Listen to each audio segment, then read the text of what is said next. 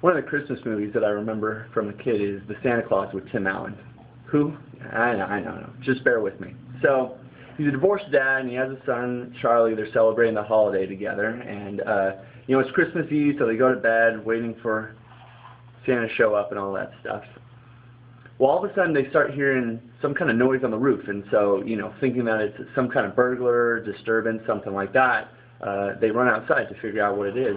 And of course, Tim Allen sees the Santa Claus dressed intruder, and he yells, "Hey!" And so the Santa Claus dressed guy on the roof, all of a sudden he slips, falls, and he just falls right off the roof, right in front of him. And I know that's traumatizing, but don't worry, Santa's still bringing you presents this Christmas, so don't even worry about that.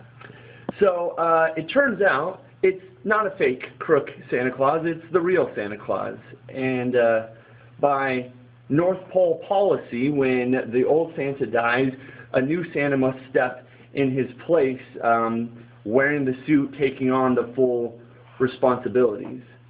So Tim Allen steps in, and now he's the new Santa Claus, and he gets the whole thing. He gets the beard, he gets the workforce, and he gets the chub. The old is gone and the new has come.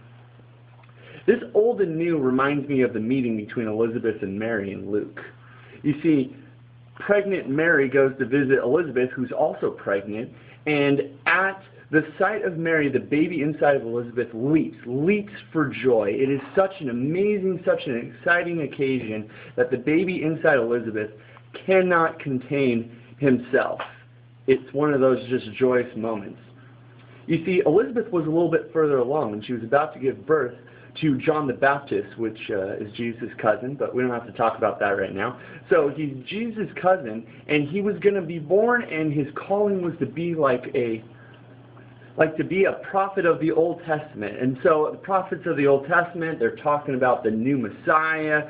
They're expecting, the Savior to come and to be born. And so John the Baptist was going to be just like that. But the difference was he wasn't only going to proclaim the Messiah's coming, he would also see the Messiah in his lifetime. I mean, just one of those incredible things. And so, wait a minute.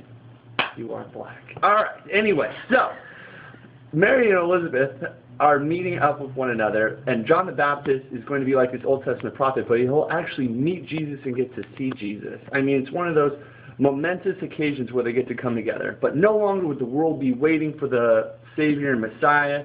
No longer would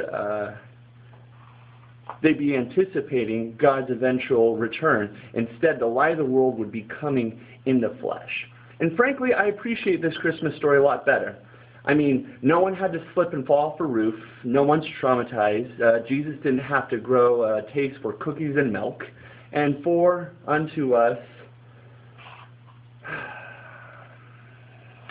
a child is born. I hate checkers!